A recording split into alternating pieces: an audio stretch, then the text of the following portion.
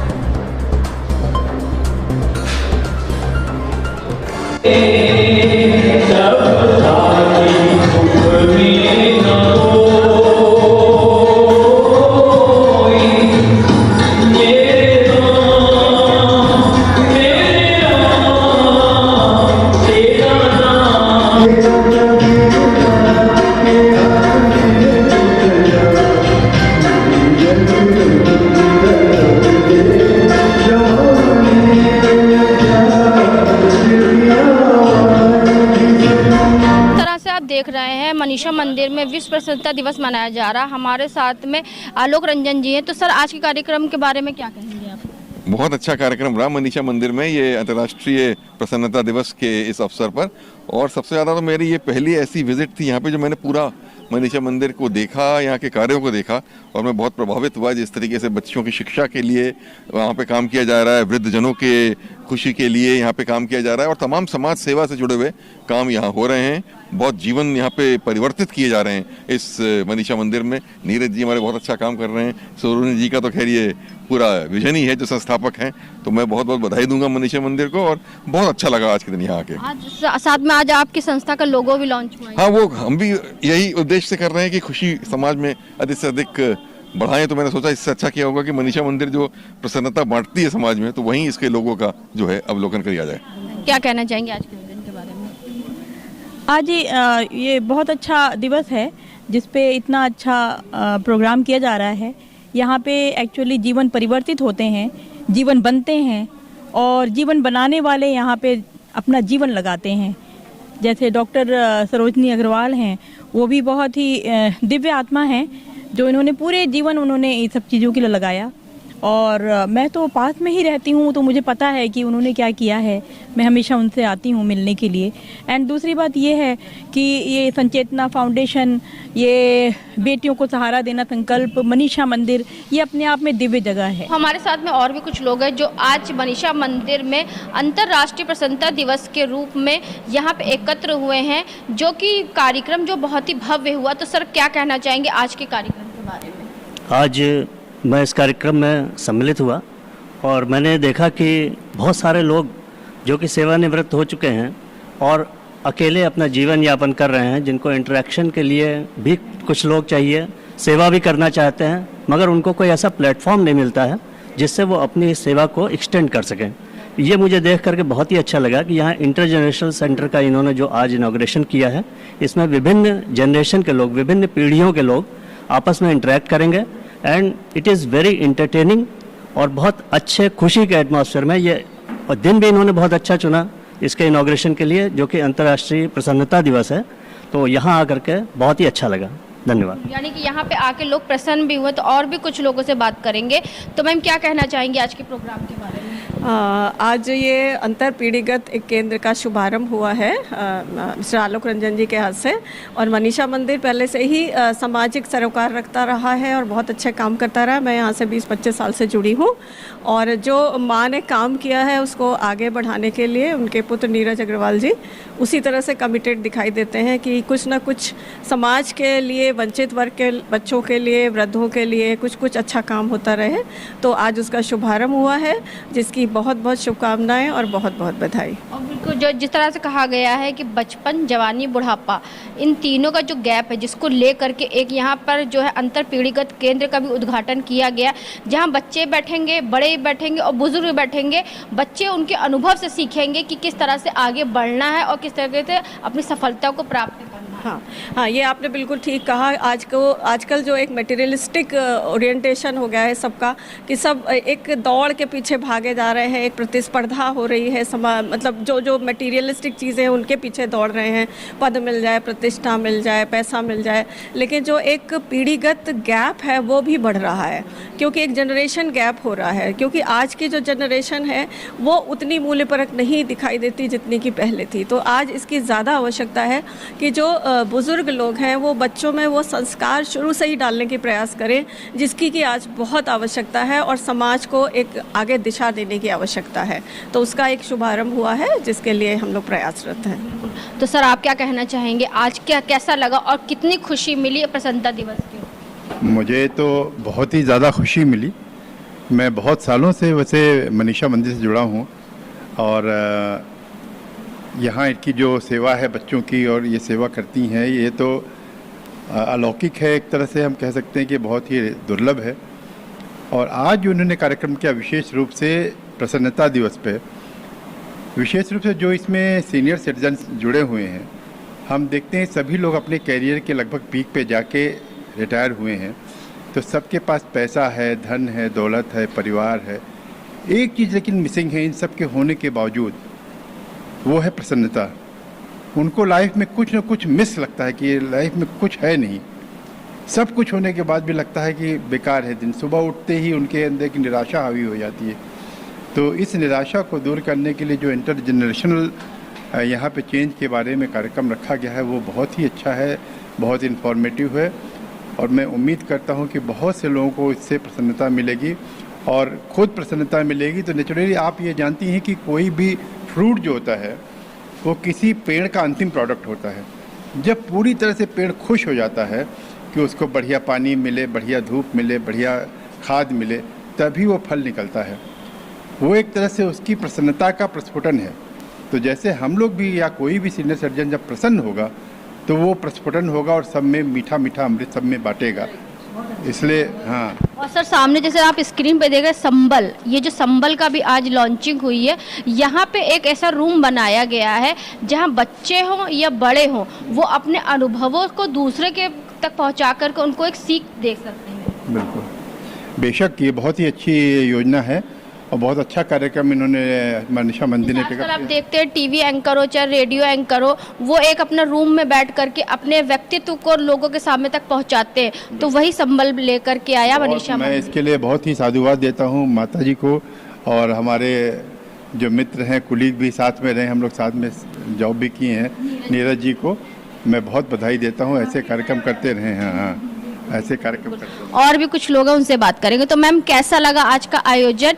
एक संस्था दूसरी संस्था के साथ में मिलकर कंधे से कंधा मिला के चल रही है। मनीषा मंदिर काफ़ी टाइम से कार्य कर रहा है और ये ज़रूरत है, जब हम कोलैबोरेशन की बात करते हैं, समाज जो है वो अलग अलग एंटिटीज़ के साथ इकाइयाँ हैं और ये इकाइयाँ इंडिपेंडेंट काम करें तो शायद इतना अच्छा हमको फल ना मिले। तो क्यूमुलेटिव एफर्ट्स, सबके जुड़े हुए एफर्ट्स, राइट डायरेक्शन में राइट टाइम पे, जो अभी इसका एक उदाहरण है वो है सचेता फाउंडेशन और मनीषा मंदिर के बीच में कोलैबोरेशन, जिसमें कि ना सिर्फ छोटे बच्चे जिनकी स्पीच लैंग्वेज हियरिंग की और लर्निंग नीड्स पे कार्य किया जाएगा, परंतु जो आज का जो इंटर जनरेशनल प्रोग्राम जो हमने किया है, तो जो वृद्ध लोग आएंगे और जो अपने अनुभवों को शेयर भी करेंगे और अपनी भी लर्निंग को बढ़ाएंगे, तो फाउंडेशन जो है उनके लिए भी कार्य ज़रूर करेगा। बहुत सर ने कहा था कि पेड़ का उदाहरण दिया, तो पेड़ को बीज के जब बोते हैं हम लोग तो वो पेड़ बनता है, जब बीज जैसे बच्चा हुआ और जब वृक्ष बनता है, यानी कि जब वो वृद्ध हो जाता है और अपनी छाया से लोगों को फल देता है और लोगों को छाया से सुकून देता है, तो वैसे ही काम कर रहा है। बिल्कुल बिल्कुल वैसे ही होगा। और अभी तो ये हम लोग सिर्फ सोच पा रहे हैं, दृश्य और मनोरम होगा और सुंदर होगा जब रियलिटी में ग्राउंड पे यहाँ कार्य होगा। तो हम चाहेंगे कि जो भी हमको सुन रहे हैं वो ज़रूर एक बार यहाँ पे आकर उस चीज़ को, होगा नहीं, हो रहा है, ये काम हो रहा है क्योंकि शुरू हो गया है, बहुत दिनों से शुरू हो गया। बस इसको कहते हैं जैसे गाड़ी में पेट्रोल खत्म हो जाता है, फिर पेट्रोल और स्पीड बढ़ जाती है, बस वही चीज़ है कि शुरू हो गया है। और आपने कहा नहीं, एकता में बहुत ही पावर होता है, तो सबको एकत्र होना चाहिए। जब एकत्र होंगे तभी कुछ बदलाव होगा। बिल्कुल बिल्कुल बिल्कुल सही कहा। तो ये कार्य हमेशा आगे बढ़ता रहे और लोग इससे जुड़ते रहें। हमारे साथ काफ़ी लोग हैं, अलग अलग अपनी ज़िंदगी के अलग अलग दौर पे हैं, पर उनके अनुभव, उनकी लर्निंग को इस्तेमाल करने का और लर्निंग को बढ़ाने का टाइम अब है। और क्योंकि इंजन हमारे साथ में बैठा हुआ है और सभी लोग डिब्बे के अनुसार उनके साथ में अगर लगे रहेंगे तो गाड़ी अपने आप से स्पीड और बढ़ जाएगी।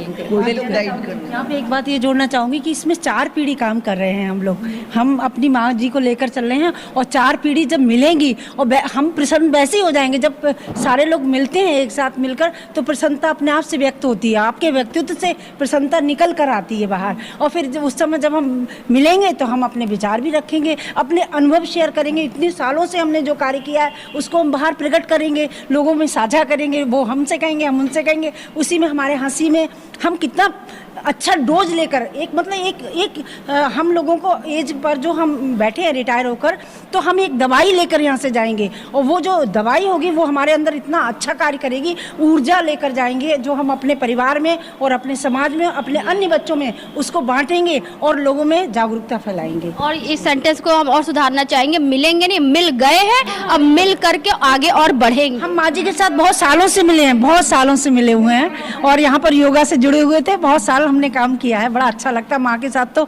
हमेशा बहुत अच्छा लगता है। मनीषा मंदिर में पहली बार आया हूँ। मैं माँ सरोजिनी अग्रवाल का विशाल हृदय देखकर अचंभित हूँ कि इस युग में भी इतनी विशालता हृदय में हो सकती है।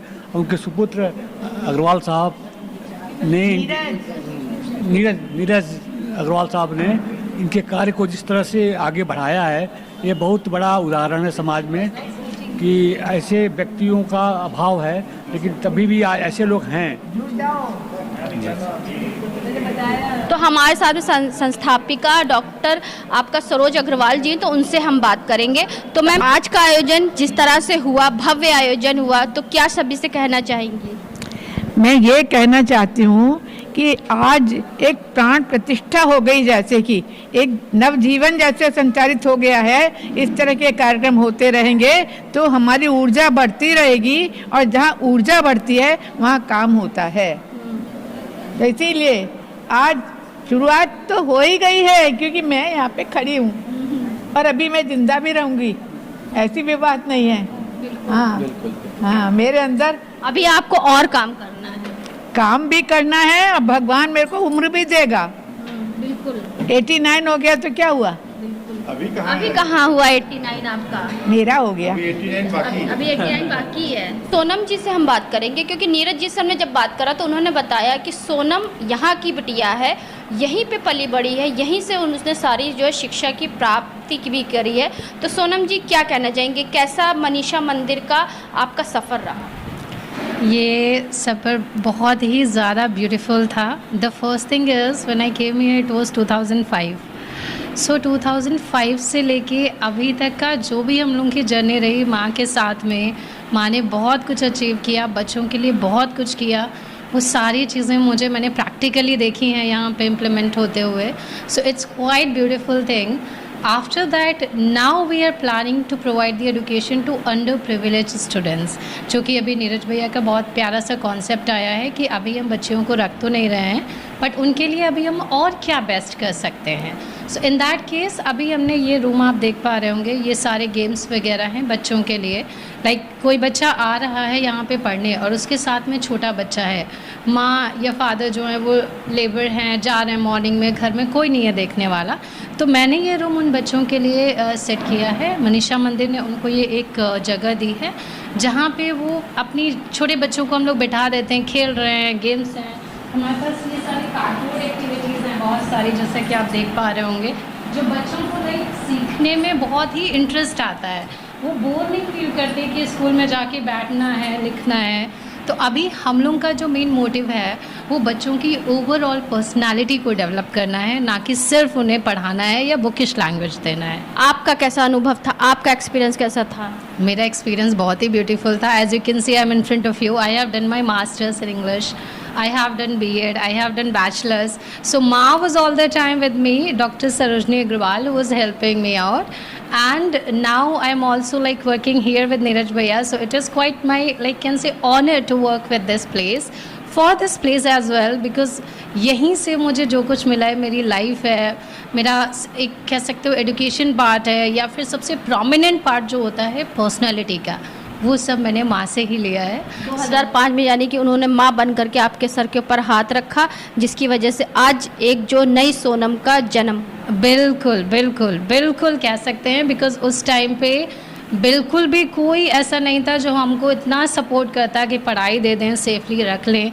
बिकॉज हम सभी लोग जानते हैं आज की सोसाइटी में गर्ल्स को एक सेफ जगह देना कितना मुश्किल है। आज उस वृक्ष ने इस पेड़ की सुरक्षा ना करी होती तो इतना अनुभव नहीं मिलता, इतना एक्सपोजर नहीं होता, इतना लाइफ में जो मैंने एक्सपीरियंस किया वो शायद नहीं होता। इवन माँ के साथ मैं कई इवेंट्स में भी गई हूँ अटेंड करने। सो माँ ने मुझे बहुत कुछ सिखाया है, उसके लिए तो कोई शब्द ही नहीं है ऑफ कोर्स, बिकॉज माँ के लिए हम लोग क्या कह सकते हैं, we can be just grateful and thankful. यहाँ पर जो भी हम सुविधाएं उपलब्ध करा रहे हैं वो सभी पीढ़ियों के द्वारा यूज़ हो सकती हैं, लेकिन ये जो हम दिखाने जा रहे हैं आपको, ये वरिष्ठ जनों के लिए बहुत उपयोगी हैं।